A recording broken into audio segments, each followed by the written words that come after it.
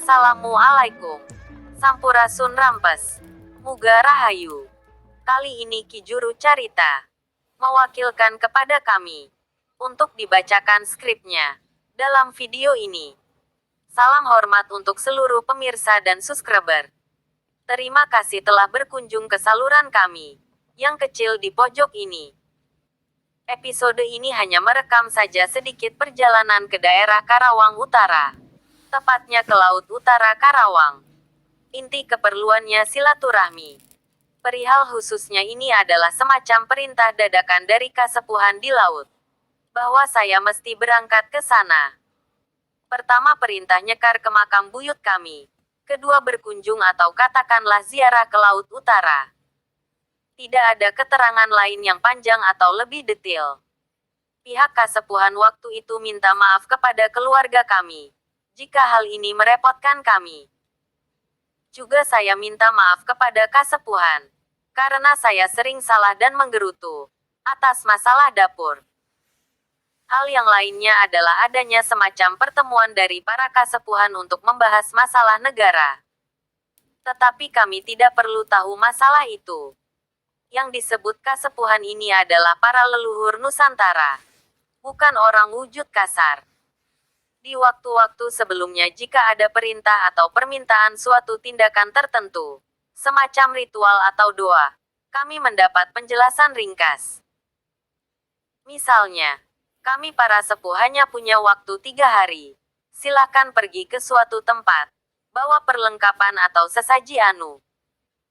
Jika tidak maka kami para leluhur tidak akan sanggup menahan bencana anu di Karawang.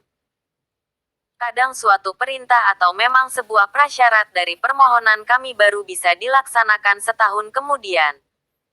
Karena biaya yang dibutuhkan cukup besar. Dalam hal ini kami lakukan dan gunakan uang kami sendiri. Tentunya ada yang kami mampu, ada pula yang tidak. Kami tidak minta bantuan kepada yang lain. Kami pun tidak peduli apakah hal ini dianggap suatu kebaikan atau hal yang sia-sia. Kadang saya menangkap tanggapan miring dari orang-orang bahwa saya sedang melakukan pesugihan. Ya kami diam saja.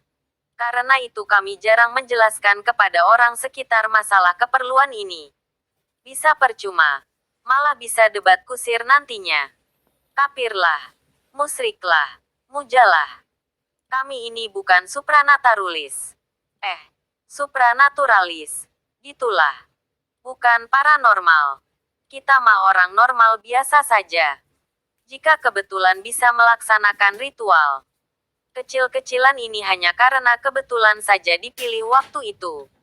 Entah nanti siapa lagi yang diperintah. Pernah saya putuskan sendiri untuk mengelola suatu resiko masalah. Hanya 1 kali saja. Ketika itu saudara yang tinggal di pesisir mendapatkan tanda-tanda keanehan alam. Ada nelayan yang karam. Ada pula kecelakaan di laut sampai meninggal. Keluarga kami ada yang mendapat keterangan dari mimpi. Singkatnya inti masalahnya adalah dari pencemaran alam, yaitu pencemaran di laut karena limbah dari darat. Kedua adalah perilaku manusia yang tidak atau jarang bersyukur atas nikmat rejeki terutama para nelayan. Jika mendapat rajungan 1 kilo, ia akan berkata, pendapatan kami hari ini kurang. Cuma mendapat sedikit saja. Padahal sebelumnya pernah mendapat penghasilan yang banyak. Jadi sikap bersyukur mengucap Alhamdulillah. Itu jarang ditemukan. Sesuai keterangan tetua di kampung. Adanya permintaan dari para dangiang dan leluhur. Waktu itu adalah hajat bumi atau sedekah laut. Maka orang-orang pesisir kesulitan. Biaya sangatlah besar. Mesti ada sesajen lengkap, ruatan dengan wayang, larung sesaji dan sebagainya. Saya beranikan meminta kepada Ais Pangampi Karawang, ibu gede bapak gedenya Karawang. Tentunya lewat bapak dan ibu pejabat yang peduli di pemerintahan. Sehingga sampailah kepada pucuk pimpinan. Tentang permintaan dari para dangiang dan kerajaan halus akan permintaan sedekah laut hajat bumi di area pesisir Karawang. Setelah itu saya berlepas tangan. Lepas tanggung jawab. Dalam arti diri pribadi. bahwa saya telah berupaya semampu saya. Keduanya bahwa para makhluk halus kini tidak bisa menyalahkan rakyat kecil jika permintaan mereka tidak terlaksana. Ketiganya bahwa fungsi ais pangampi sudah diingatkan akan urgensinya. Alhamdulillah segera direspon dengan nyata. Segera dilakukan sedekah laut mulai Ciparage sampai daerah Pakis. Rupanya ada masalah. Ada unsur hura-hura dan menonjolkan diri dari pelaksana lokal. Beberapa di antaranya. Jadi jiwa ikhlas untuk keselamatan bersama adalah modal dasar. Mungkin di situ ada dalang, kiai, para ustadz dan pemangku adat lokal tetapi acara lebih banyak ke seremonial. Yang kita takutkan terjadi juga. Waktu itu konon kata orang pintar. Di daerah Pakis terjadi dialog goib dengan tetua setempat. Ringkasnya begini. Mereka kaum halus merasa kurang nyaman dengan acara sedekah laut. Jadi resiko bencana tetap ada. Resikonya mungkin tsunami lokal atau semacamnya. Ternyata bencananya adalah jatuhnya pesawat. Jadi orang luar yang apes. Tsunami bisa ditunda tapi korban tetap ada. Kasihan juga dokter yang bertugas di sana.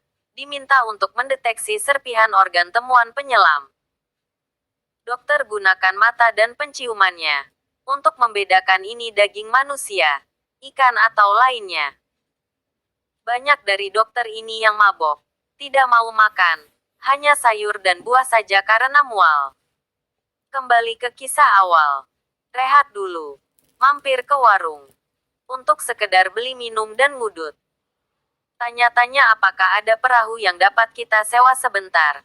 Yang punya warung menerangkan. Perahu mah banyak, orangnya kosong. Kenapa kosong? Sedang banyak yang melaut ke daerah Jakarta. Di laut sini sekarang sepi ikan atau rajungan. Setelah dicari ada pula yang menyanggupi. Masih kerabat kita juga. Segera saya nyekar. Setelah selesai langsung berangkat. Kali ini tidak sendiri. Ada kru yang menemani. Kita menuju laut sekarang.